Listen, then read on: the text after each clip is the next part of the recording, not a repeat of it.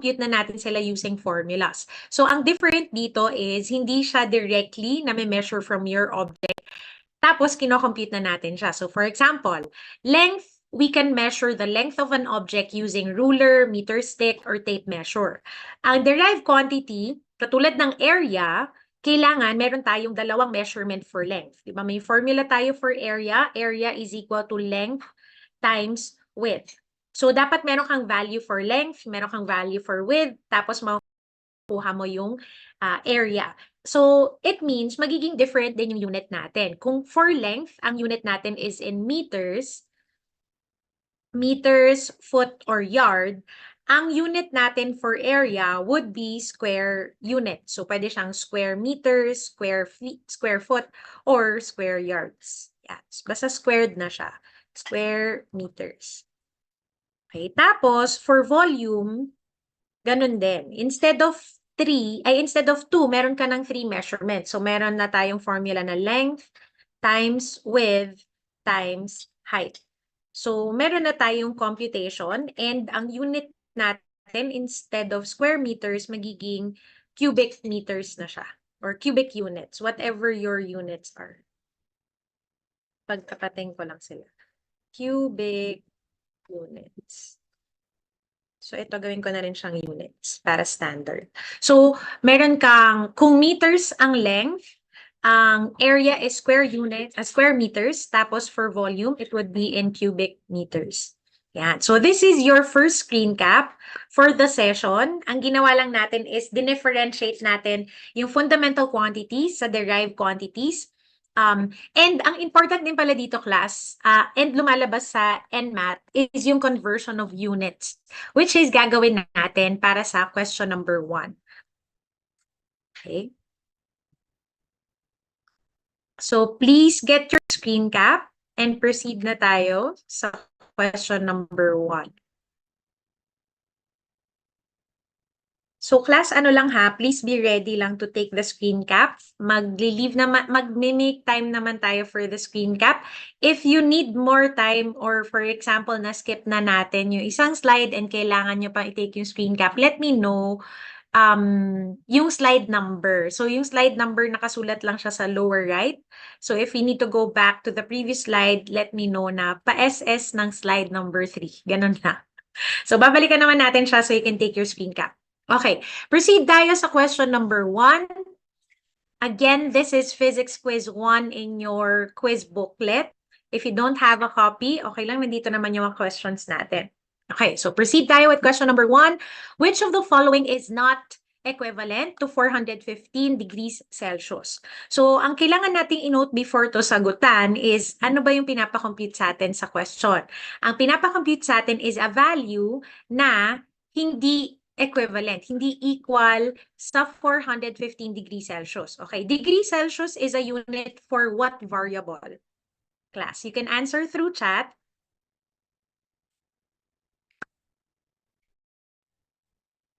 Correct. It's a unit for temperature. Okay? So, ibig sabihin, ang kailangan nating i-check is anong conversion ba yung kailangan nating gawin? So, after identifying yung unit na nasa question natin, yung next na gagawin nyo is ano ba yung unit na nasa choices natin. So, for the choices, we see K, F, degree F, and R, which are all units for temperature. So, ibig sabihin nito, it's up to you to decide kung since magkakaiba yung unit na nasa choices natin, it's up to you to decide kung ano yung unang conversion na gagawin mo. Kasi magkakaiba yung nasa choices. Okay, so yung next na gagawin natin is identify what's the easiest conversion. From degree Celsius, ang pinakamadali bang conversion is papunta sa K, F, or R. You can answer through chat. The easiest conversion is from degree Celsius to Okay, correct. Yun din yung pinakamadali para sa akin. Yung iba, madali para sa kanila yung degree Fahrenheit, siguro kasi memorize nila yung formula. Pero for me, in terms of process, pinakamadali yung Kelvin. So if you need to take a screen cap of the question, this is your screen cap.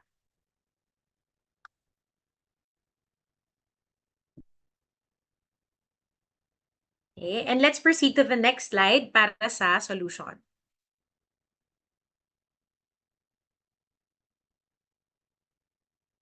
Okay, so since sabi natin the easiest conversion is from Celsius to Kelvin, ano ba yung conversion natin? How do we compute Celsius to Kelvin? How do we convert pala? We convert it by adding 273. Correct. Ang bilis mong sumagot, grabe. Okay, ang bilis mong sumagot. We add 273.15. So Celsius, you add 273.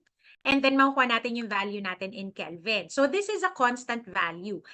Meaning, laging ito yung i-add mo. If you have your value in Celsius, you always add 273.15.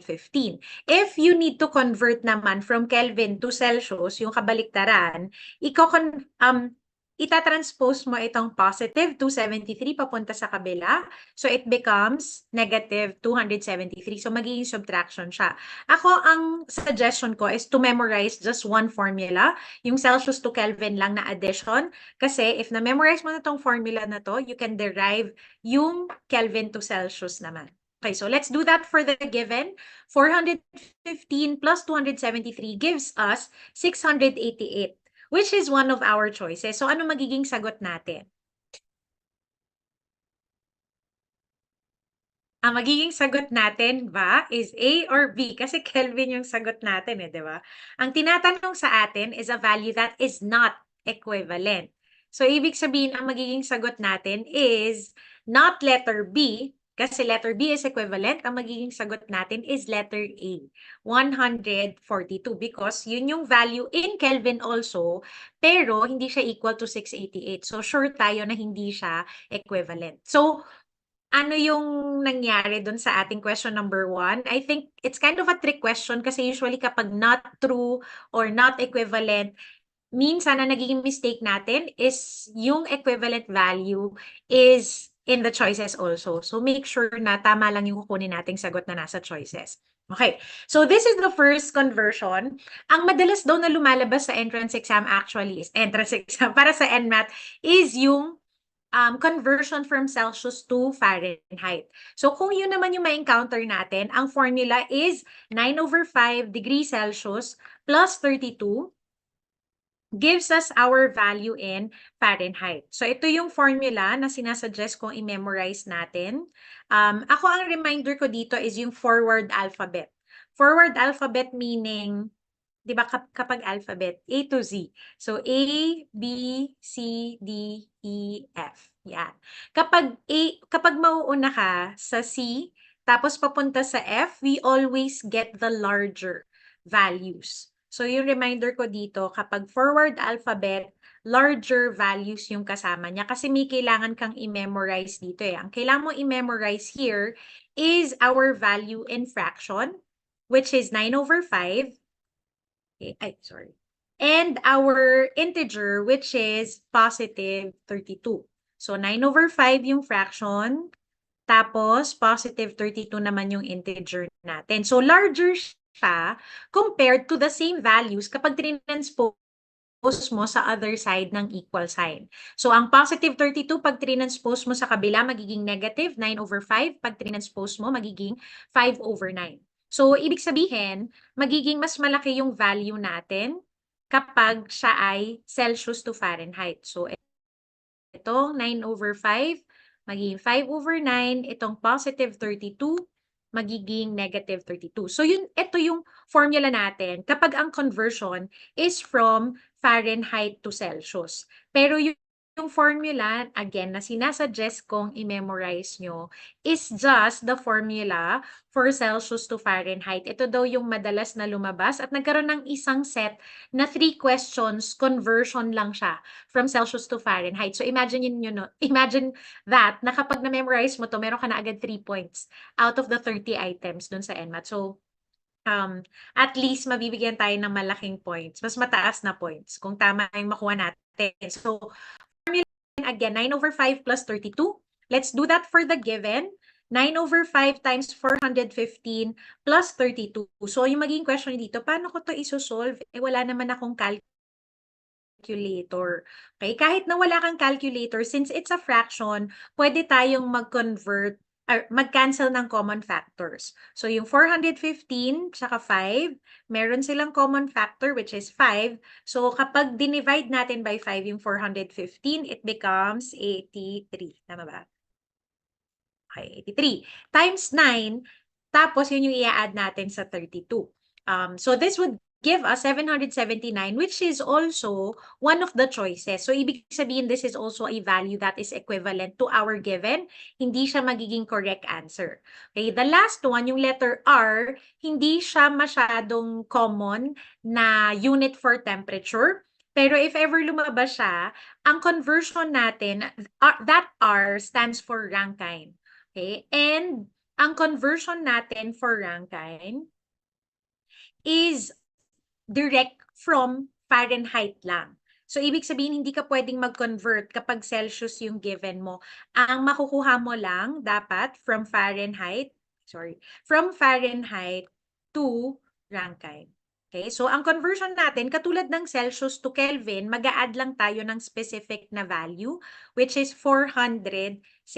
Or kung gusto nating exact, that's 459.67. So, since binigay niya sa atin yung value in Celsius, tapos ito, Rankine yung final na unit na nasa choices, kailangan muna natin siya i-convert sa Fahrenheit. So, Fahrenheit, for 779, dun tayo magsa-start ng computation. Okay? Kapag naman nagko-convert tayo from Fahrenheit from Rankine to Fahrenheit, you subtract that value. Okay? So 779 plus 460, we get 1,239, which is also one of our choices. So hindi rin natin siya magiging sagot. Okay. Kapag approximation po ba from Celsius to Fahrenheit, is it safe if gagamitin ng 5? What do you mean? Is it safe if gagamit ng 5? 5 para sa denominator? Or yung Celsius na value, gagawin natin siyang closest value sa 5. Tama ba? Yung Celsius na value, so katulad nito, kung ang binigay sa'yo is 418, ganon. Gagawin mo siyang either 420 or 415. May ganon. So, yung approximation natin, okay siya para maging para maging close yung value natin. Instead of mag-approximate ka na rounded to the nearest hundreds, ganon. Kung ano yung makakapagpadali to get us to the closest value dun sa correct answer. Kapag approximation po ba from Celsius to Fahrenheit, is it safe if gagamit ng 5? Parang safe naman. Depende, actually, ang magde-determine kung mag-approximate ba kayo or not would be the choices. If your choices are close to one another, hindi ko sinasuggest na mag-approximate tayo, mag-exact value na tayo. Ganon. Pero kung magkakalayo naman yung choices natin, parang doon okay na mag-approximate. So this is your screen cap class for question number 1. You're welcome.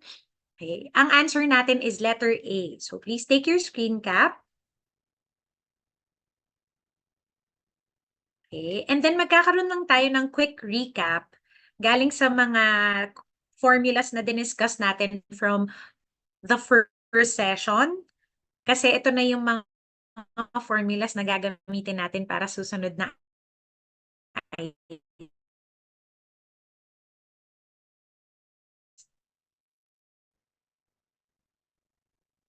recap for slide number 5. Proceed tayo to slide number 6. Which is our summary of formula. So ito, formula ng different formulas describing motion. Okay? So para sa formulas natin, nag-start muna tayo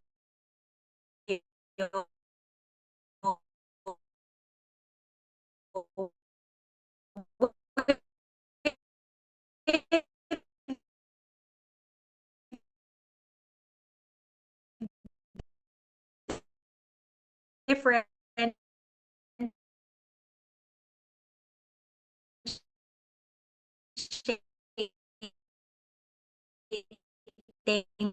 scalar quantities versus vector quantities. Pag sinabi nating scalar quantities, sorry class, na-disconnect pala ako. Saglit. I-share ko lang ulit.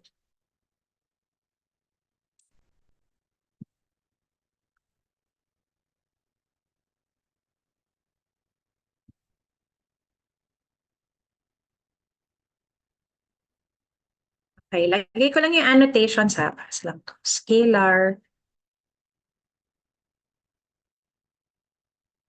Okay, baka yung mga nasa first session, umattend nung first session, you already have this slide.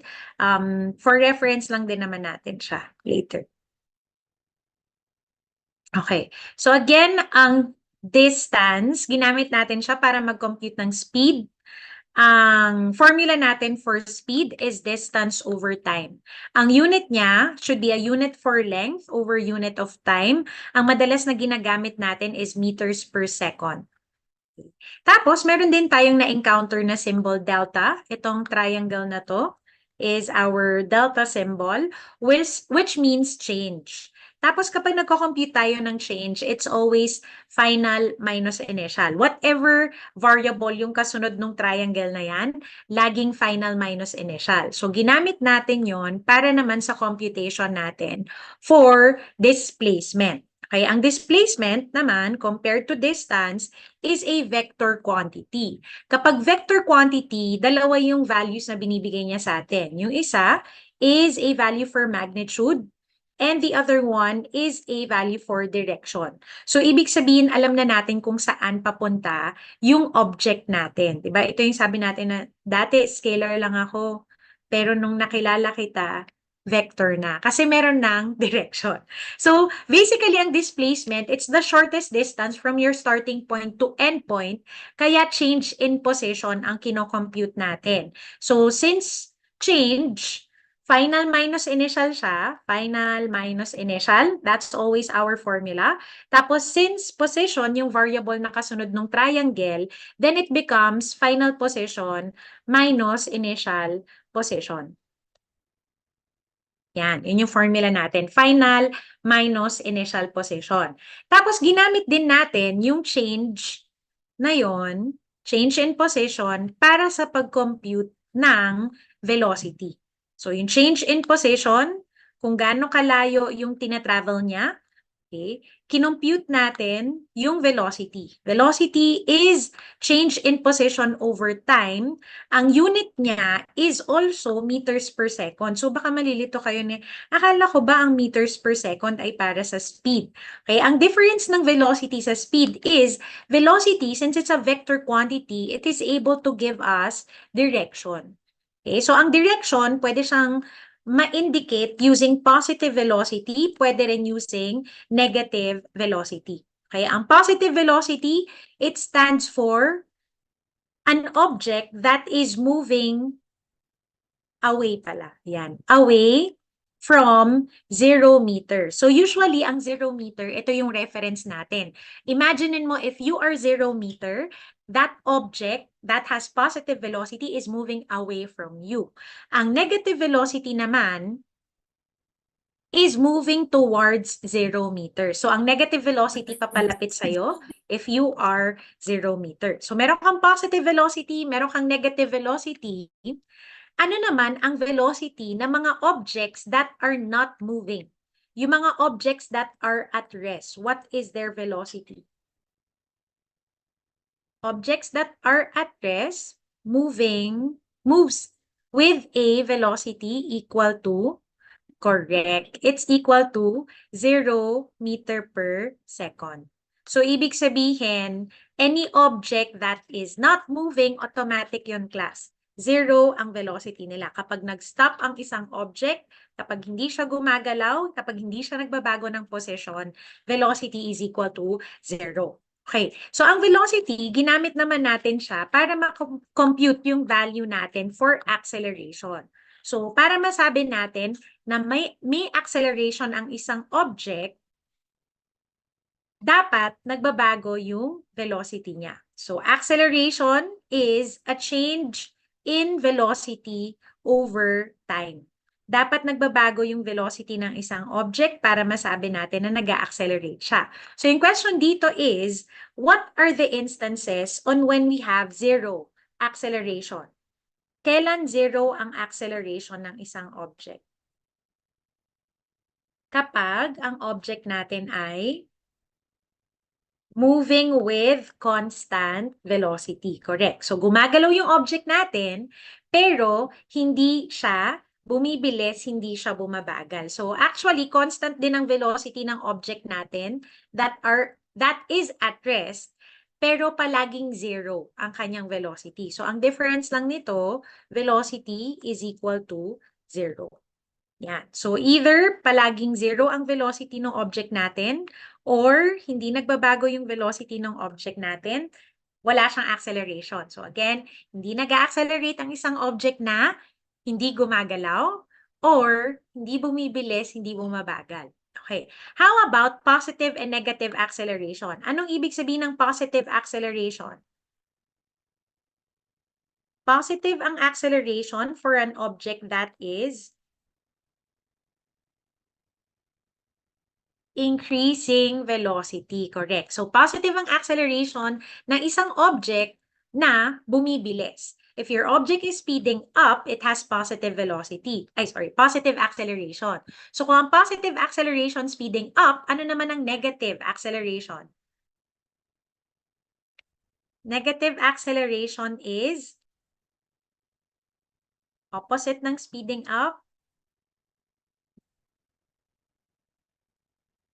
Kung bumibilis ang positive acceleration, ano ang negative acceleration? Lock na ba ko interview?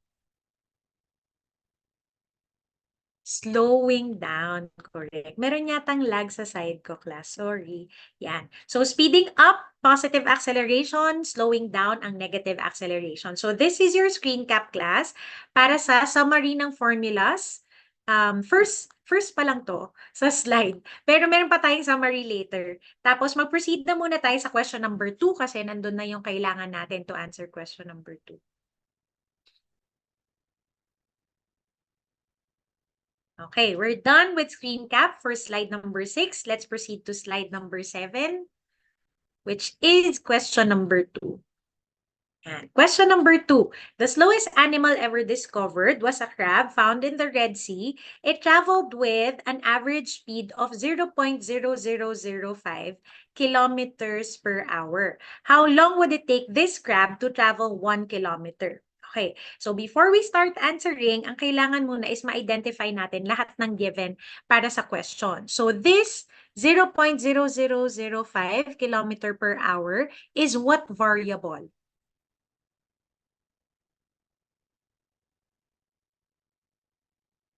Based on the unit, is this a unit for distance, for acceleration? Correct. It's a unit for velocity. Kasi unit of length over unit for time. Ano naman yung 1 kilometer? Kilometer is a unit for what? Correct. It's a unit for distance. And yung tinatanong niya sa atin na how long, is this also a unit for distance?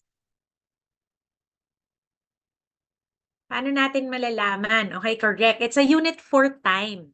And how do we know that it's a unit for time? Pag titingnan mo yung choices, lahat ng choices natin, ang unit niya is in seconds or minutes, which is a unit for time. Kaya sure tayo na yun yung tinatanong.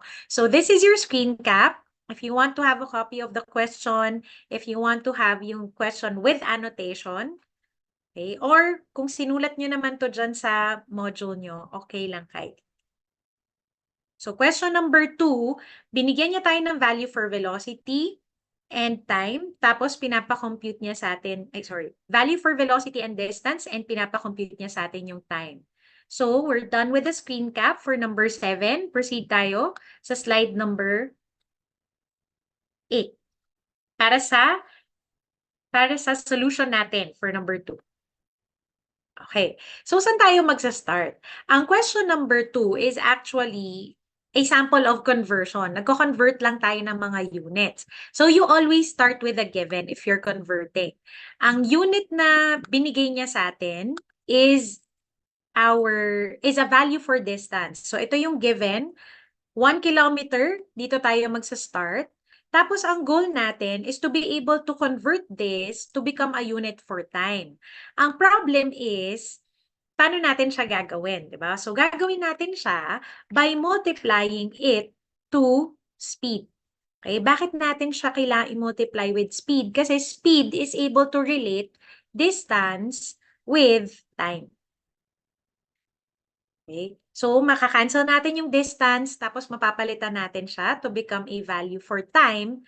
Tapos, okay na sana yun. Kaya lang yung initial natin na unit is in hours. So, ang gagawin natin from hours, i-convert pa natin siya to minutes, kasi yun yung nasa choices natin, or to seconds if hindi pa tama yung nakuha nating value in minutes. So, magiging ganito yung process natin, class.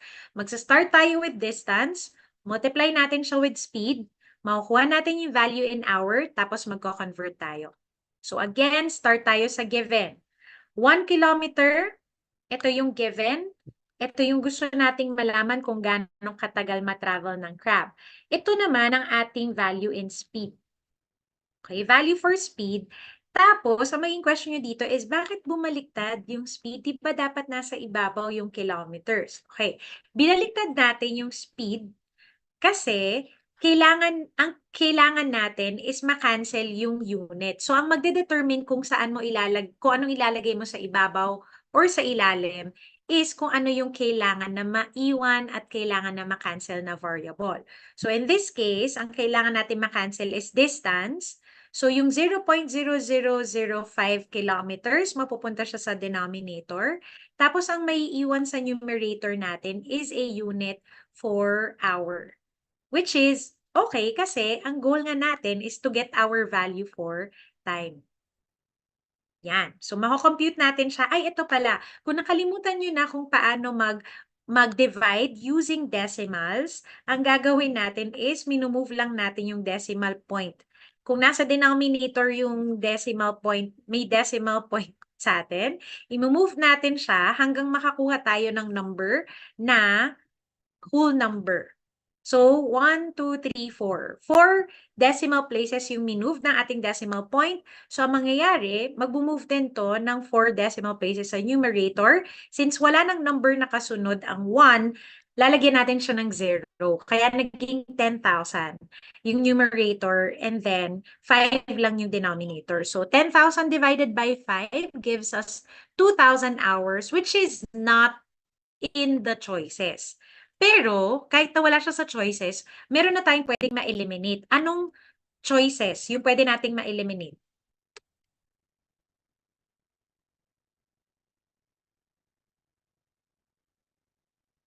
Pwede nating ma-eliminate yung letter A and letter B. Correct. Bakit natin pwedeng ma-eliminate yon? Kasi 2,000 din sila, pero iba yung units nila, minutes and seconds. So, ito class, yung isa din ko din sinasabi na kapag nagko-compute kayo, means your unit doon sa computation para kapag nag-solve kayo, okay, 10,000 divided by 5 is 2,000. Baka 2,000 agad yung tingnan nyo, tapos mamimili na lang kayo A or B. It should be the right unit. So, hindi natin magiging sagot A or B. Ang may iwan na lang sa atin, it's either C or D. Kung gusto naman pa tayo, i-convert natin yung hours to minutes. I-multiply natin yung conversion natin. So, 1 hour, our conversion, 1 hour is equal to 60 minutes. Yan. So, yung magiging question nyo, paano ko malalaman kung ano ilalagay ko sa numerator, ano ilalagay ko sa denominator?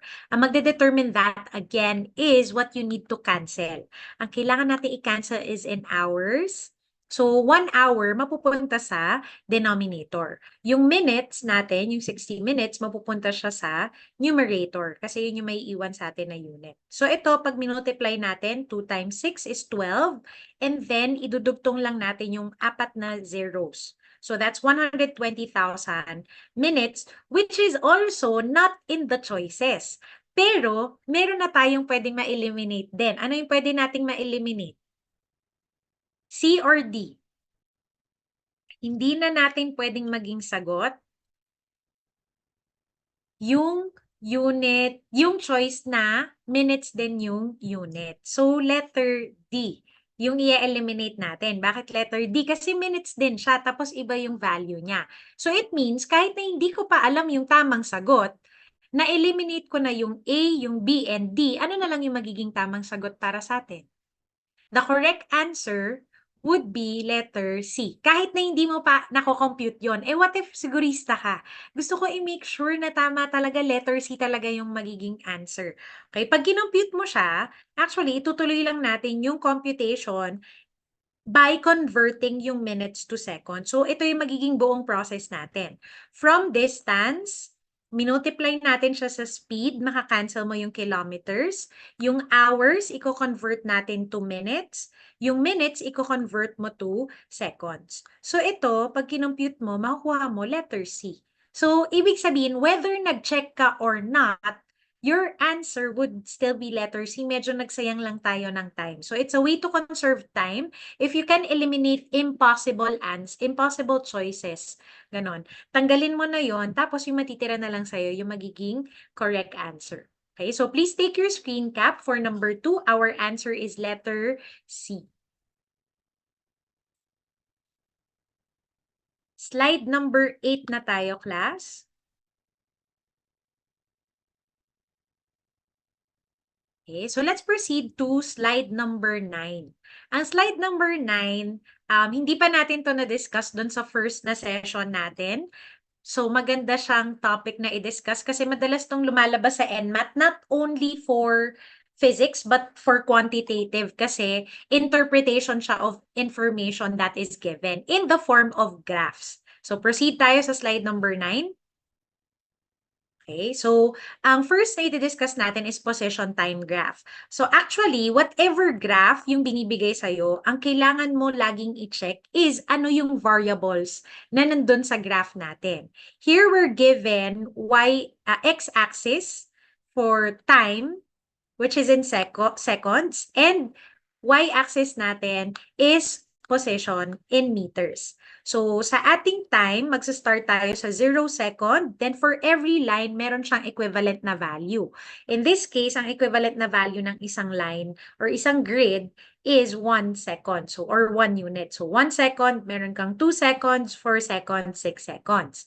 Sa position din, magsa-start siya sa 0 meter. So, basically, kung saan nag-intersect yung line, that's your 0, 0 origin natin. Okay, 0 meter, since ito ay position, tapos 1 line or 1 grid is 1 meter. So, meron kang 2 meters, 4 meters, 6 meters. Okay, so ngayon alam na natin kung ano yung information na pwedeng makuha sa graph. Yung next is, kapag binigyan ka ng ganitong graph, ang possible na tanungin sa'yo is, what is the position of your object at time is equal to 2 seconds. Okay? So, ang titingnan natin, nasan ba yung line for 2 seconds? Ito yung line natin para sa 2 seconds. Pero nasan yung graph natin? Ang graph natin, nandito lang siya nakatapat sa 2 seconds. So, yung titingnan natin is, at 2 seconds, what is the position? Ano yung katapat niya sa y-axis? So, again, class, what is the position of our object at time is equal to 2 seconds? Based sa graph, siya ay nasaan?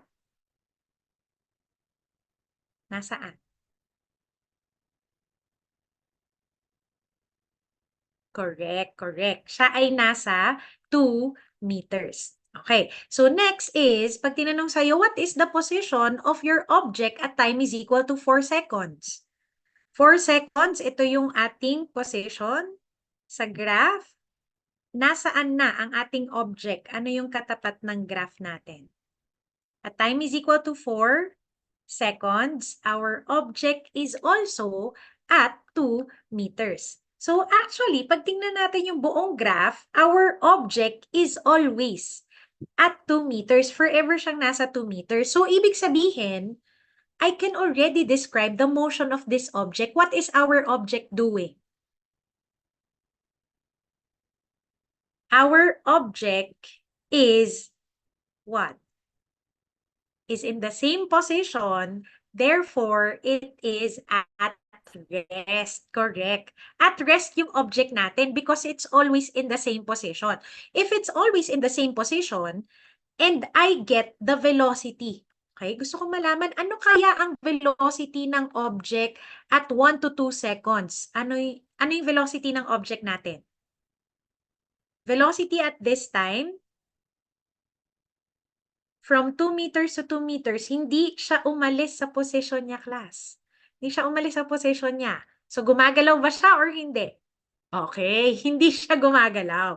Therefore, ang velocity niya is 0. Yun yung velocity niya at any point in our graph.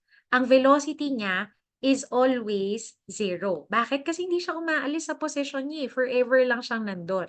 So, any point dun sa graph natin, velocity is equal to 0. Okay, bilang natin and ganito din dito.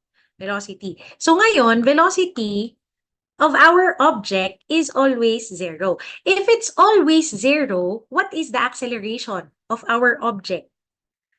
Kung hindi gumagalaw yung object natin at palaging 0 ang kanyang velocity, acceleration is correct. It's also 0.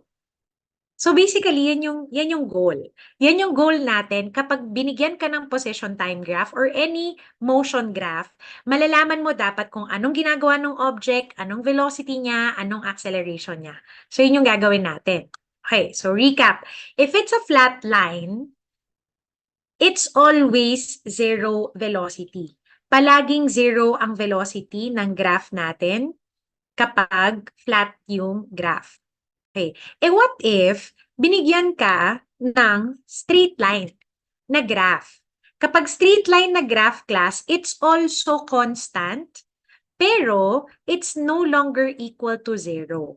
Constant na yung velocity niya, pero hindi 0. Anong ibig sabihin nun? Ibig sabihin nun, gumagalaw na yung object natin. Our object is already moving because velocity is no longer equal to 0. So ito yung example natin. It's a straight line moving upward. Since straight line siya, ano yung velocity niya? Andiyan na yung sagot, class. Straight line. Velocity is what? Kapag straight line, constant. Correct. Yun na. Straight line siya eh. Kanina, kapag flat line, constant na 0. Ito, straight line, constant na hindi 0. Yun lang yung difference nila. So, kung hindi siya 0, ang magiging question nyo, ano siya? Positive or negative? Okay, so ano magde-determine nun? Magde-determine nun is direction nung graph natin. So, yung magiging question ko, is our graph moving away from 0 or towards 0? Papalayo ba ang graph natin or papalapit? Okay, correct. It's moving away from 0. So, maging question nyo, paano ko nalaman na moving away siya from 0? Malalaman natin na moving away siya from 0 kasi nag-start siya dito sa 0 meter. Katapat niya 2 meters, 4 meters, and then 6 meters. So, we know that our object is moving away from 0 meter. Kung papalayo siya, ibig sabihin upward yung graph natin, is that positive or negative velocity? Ito yung pinag-usapan natin kanina sa summary slide. Kapag papalayo ka sa 0 meter, is that positive velocity or negative velocity?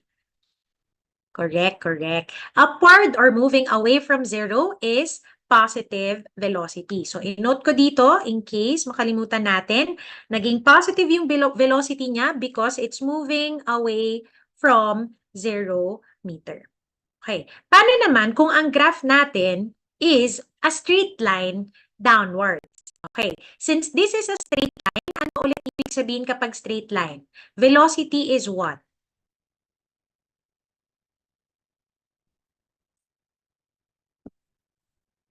Velocity is constant. Correct, correct. You get me na, guys. Okay.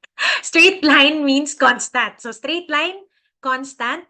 Pero, since downward na siya, ano na yung velocity niya? It's now moving towards 0. It's constant, but it's no longer positive, it's negative, correct. And why is it negative? Because it is now moving towards 0. Hindi na siya papalayo sa 0 meter, papalapit na siya sa 0 meter. So, moving towards 0 meter. Papalapit na. Okay, so since papalapit na siya, sa 0 meter, negative na yung velocity niya. What if binigyan pa tayo ng ibang graphs na upward? Binigyan tayo ng green, red, and yellow. Okay, ano yung pare-pareho sa kanila? All of them are what? All of them are moving upwards, correct? Meaning, ano ibig sabihin nun kung upward sila? Ang velocity nila ay positive velocity, correct. So kung lahat sila pataas, it means lahat sila papalayo sa'yo. Papalayo si green, papalayo si red, papalayo si yellow. And lahat sila moving with constant velocity kasi lahat sila straight line. But they are not moving with equal velocities. Ibig sabihin, may mabilis, may mabagal. Okay, so magiging question nyo, paano ko malalaman kung sinong mabilis, sinong mabagal? Ang magiging clue nyo, class, is yung kanina, di ba sabi natin, if it's a flat line, it always has 0 velocity. Ito, hindi naman siya flat line, di ba? Pero meron sa kanilang malapit sa flat. Sino yung pinakamalapit sa flat? Si green, red, or yellow? Si yellow, correct. So, since si yellow, yung pinakamalapit sa flat, ibig sabihin nito, siya yung pinakamabagal sa kanila. Siya yung pinakamabagal kasi hindi siya flat, pero almost flat na siya. It means almost 0 na yung velocity niya. So, yellow is slower compared to red and green because it is nearer to the horizontal. Actually, pag titingnan mo rin siya dito, ang ibig sabihin nito, it took 6 seconds for yellow to cover 2 meters. 2 meters pero 6 seconds niya abutin. How about the fastest graph? Sino ang fastest? Si red or si green? Kung yung nakahiga yung mabagal, ang pinakamabilis natin yung halos nakatayo. Yung halos nakatayo. Si green, correct. Si green, siya yung fastest na graph natin. Kasi siya yung pinakamalayo sa pinakamalayo sa yellow. Yung iba, nagiging answer nila red. Kasi inisip na, ay red kasi siya yung pinakamahaba. Okay? Kaya lang, pag titingnan nyo, si green and si red, pareho lang sila ng distance na narating. Diba? Pareho silang 6 meters inabot si green, 6 meters inabot si red. Pero si green, it only took him 2 seconds. Si red, it took him 6 seconds. So, mas mabagal si red. So, yun yung isa pang way to compare yung time and distance if you want to do that. Para sa akin, mas madali lang kasi na nakahiga, mabagal, nakatayo, mabilis. Ganon. So, let's do the same concept para sa downward na graph. Okay, ma'am, question lang po, how was red straight arrow sa right, considered constant if the value of distance increases po along with time. Medyo na-confuse lang ako. It's okay, it's okay. Ganito kasi siya. Ang velocity na constant, it's dependent on how fast our object is, di ba? Ibig sabihin nun, hindi siya bumibilis, hindi siya bumabagal. So kanina, tiningnan natin kapag straight line. Kapag straight line, hindi siya umaalis sa position niya. Ibig sabihin, kahit na saang part ko kunin, the change in velocity over time is the same. Kasi change in velocity is always 0, hindi nagbabago. So that's 0 over 2 seconds, 0 over 5 seconds, 0 over 6 seconds. So magiging 0 lagi ang kanyang velocity, that's why it's constant. Dito sa red, straight line siya na pataas. So kapag titingnan mo yung slope nung line natin. Kung naalala nyo yung slope, di ba, that's change in y over change in x. Gaano kalaki yung pagtaas ng isang line. Kung titingnan mo yung slope ng line, kahit na saang part mo siya kunin, the slope will be the same. The change in distance over time would be the same. Ibig sabihin, for every 1 second na tina-travel niya, it only covers 1 meter. So, ang velocity niya at one point here, velocity is 1 meter per second.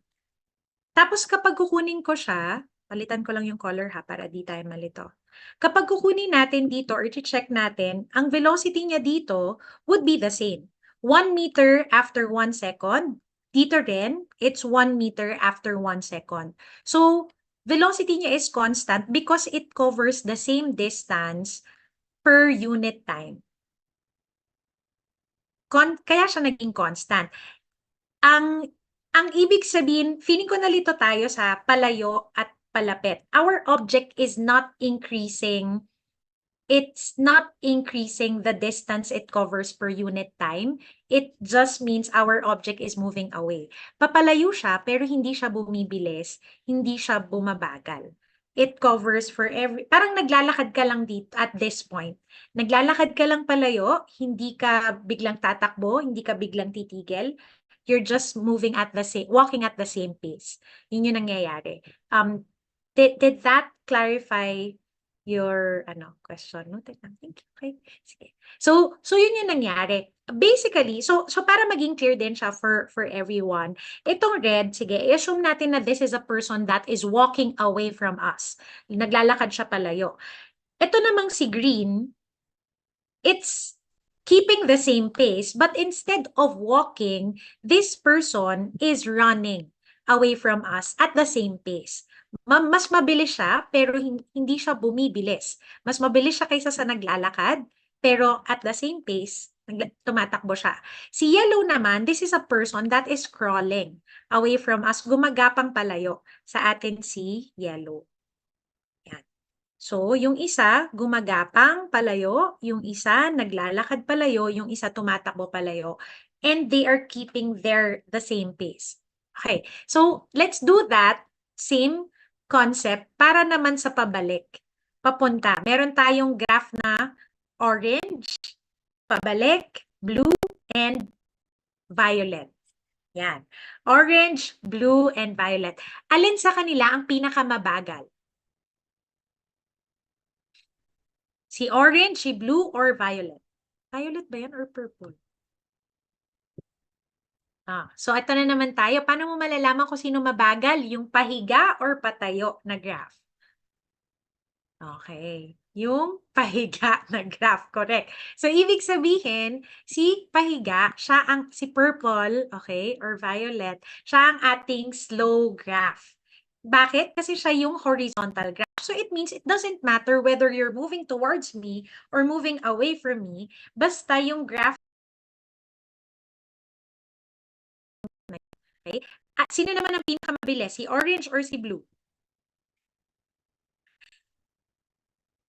Si orange, correct. Kasi siya naman yung patayo natin na graph. So siya ay faster compared sa blue, compared sa purple na graph natin. So, sino sa kanila yung tumatakbo palapit? Who is running towards you?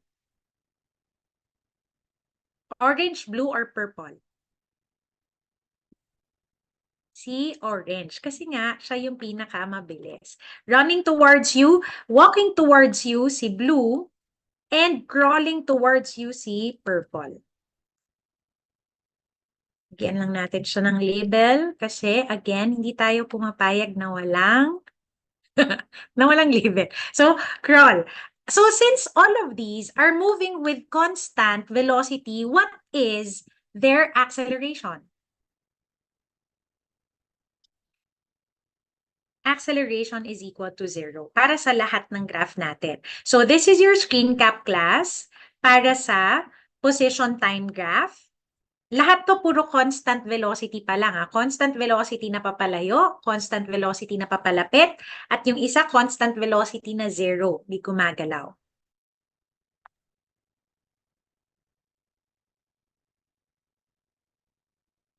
Okay, so please take your screen cap. Proceed na tayo sa slide number 11, which is also position time graph, pero ngayon gagawin natin siyang curved line. Okay? So para ma-remind lang tayo, pakita ko lang. Proceed tayo sa next na slide niyan. Yung purple na graph natin, siya ay pahiga na graph. Ibig sabihin, kapag pahiga, it's our slower graph. Whether it's purple or yellow, whether it's palayo or palapit, it's a slow graph. Kapag halos patayo naman yung graph natin, that's our fast graph. What if we're given a curved graph? Paano natin to malalaman? So yung first question ko, is our graph moving towards the right or towards the left? Or we don't know kasi walang arrowhead. Kami, wala naman tong arrowhead, di paano ko malalaman kung papunta siya sa right or papunta sa left? Ano sa tingin niyo, class? Papunta sa right, papunta sa left, or we don't know? Okay, it's moving towards the right. Okay, paano natin nalaman? Nalaman natin yun kasi our y-axis is a unit for time. Time, di ba? Time is always moving forward. Hindi na natin mababalik ang nakaraan. That's why, sure tayo, pwede pong pabalik later sa slide 9. Okay, sige. Balik tayo later. I-note ko na lang dito.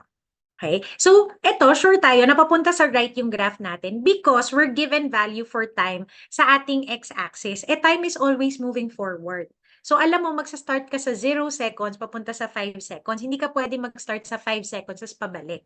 Hindi mo mababalik ang nakaraan. Kaya dapat mag-move on na tayo. Papunta lang dapat siya sa right. So, from left to right, ang una nating gagawin is to identify if our velocity is positive or negative. Etong red, ang velocity niya, positive ba or negative?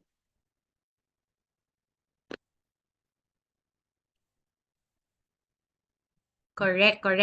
Ang velocity natin is positive. Why? Because it is moving away from zero velocity. Upward kasi yung graph natin. So yung next is, i-identify natin acceleration. Acceleration dito is no longer zero. Why? Because our object is now moving with changing velocity. Bumibilis na siya or bumabagal siya. So, ang kailangan natin i-compare for acceleration is yung start ng graph and yung end ng graph. Okay. So, alalahanin natin kapag flat, mabagal, kapag patayo, mabilis.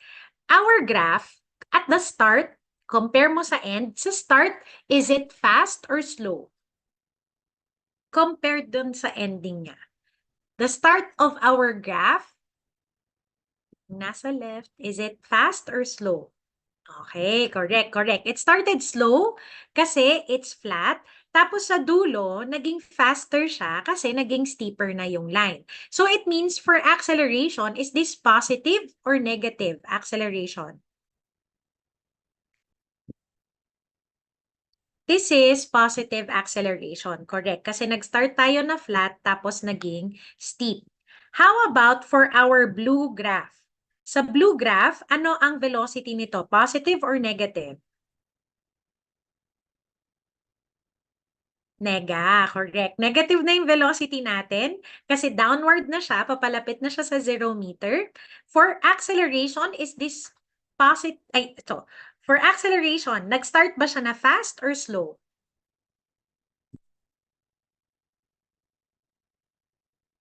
So, titingnan nyo sa start, patayo yung graph natin, correct. So, nag-start siya na fast, tapos nag-end siya na slow. So, ang acceleration, is it positive or negative? Okay, correct. That's negative acceleration, therefore steep to flat. So, labelan lang natin yung para sa red, flat to steep, meaning our object is speeding up. Tapos, ito namang ating negative acceleration means our object is slowing down. Yeah. So, this is your screen cap, class, para sa curve graph. Hindi ko na iisa-isahin yung pwedeng maging changes dito, or pwedeng magkaroon ka ng positive velocity na negative acceleration. Pwede ka magkaroon ng negative velocity na positive acceleration. Ang important lang for acceleration, ang important na maalala natin, positive and negative velocity are independent on positive and negative acceleration. Pwedeng papalayo yung object natin na bumibilis, papalayo siya na bumabagal. Ay, sorry pala. Lagyan na rin natin to ng label kung ano yung ginagawa ng object natin para maging clear din sa inyo yung naging motion niya. Okay, so ito munang kay red. Kay red, nag-start siya na gumagapang yung object natin palayo. tapos tumayo siya, naglakad siya palayo, and then tumakbo siya palayo. Ganun yung nangyayari. It's one object doing all of these. Okay? And para naman dun sa blue, galing sa malayo, nag-start siya na tumatakbo palayo, ay palapit. Sorry, galing siya sa malayo, tumatakbo siya palapit, tapos naglalakad siya palapit, and then gumapang siya palapit. So, crawling towards. Yan. So, ito na class, sorry. Yan na talaga yung screen cap nyo. Pa-delete na lang nung kanina. Tapos, babalik lang tayo saglit sa slide number 9 kasi may kailangan magpa-screen cap. May naka-miss no screen cap pala. Sorry.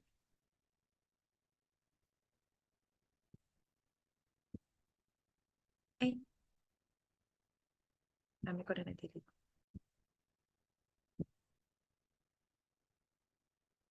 Okay.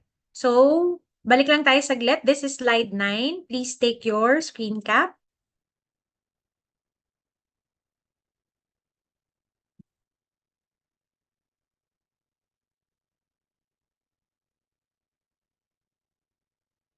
Okay. So, since it's already 2:03, ang gagawin natin, ipapa-absorb ko muna sa inyo yung lesson na yun bago natin sagutin yung question. Magkakaroon muna tayo ng 5-minute break for our breather. I'll see you at 2:08. Enjoy your 5-minute break.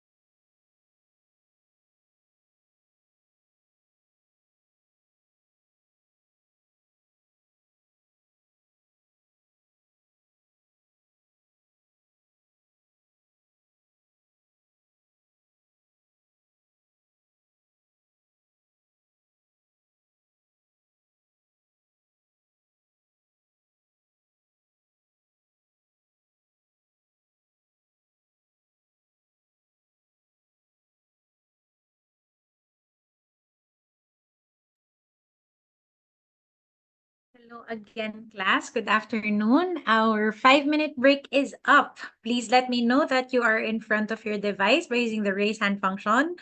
So please don't worry kasi meron naman tayong break, short break every hour. Hopefully on the hour para mahabol natin. Let me know that you are in front of your device by using the raise hand function. We're waiting for the following students. So, babasahin ko yung pangalan. Medyo marami pa sila. Basahin ko yung mga pangalan na hindi pa nag-raise ng hand. Okay. We're waiting for Krisa, Daryl, Frances, ay, nandiyan. Frances, Junalisa, Maria Juliana, Muhammad, Rafael, Ricky, Trisha, and Zoe. So, 1, 2, 3, 4, 5, 6, 7. Okay. So, 7 na lang yung hindi na, 1, 2, 3. Yan, 6 na lang pala sila na hindi nag-raise ng hand. Mas marami na tayo na nandito. Thank you everyone for coming back on time. Let's proceed with discussing the answer for question number 3. Okay, punta tayo sa slide number 11. Slide number 10, wala lang yun kasi ano siya, yung ating break time na slide. So, slide number 11, question number 3. From the distance graph, what is the object's motion graph E? Okay, so ibig sabihin, kailangan lang nating tingnan or i-interpret is graph E lang.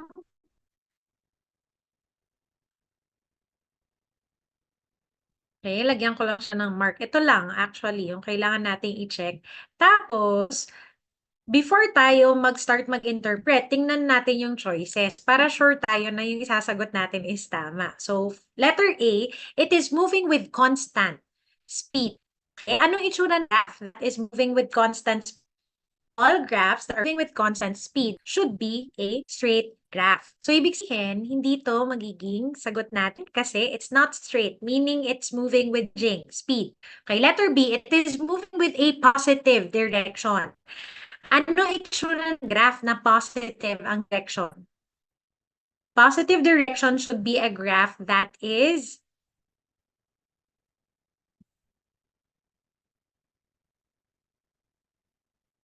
no, positive direction should be moving upward, moving away from 0. So this upward, downward siya, therefore it's negative direction. So ang choice natin, is it with or increasing speed? Ang check natin, start sa end.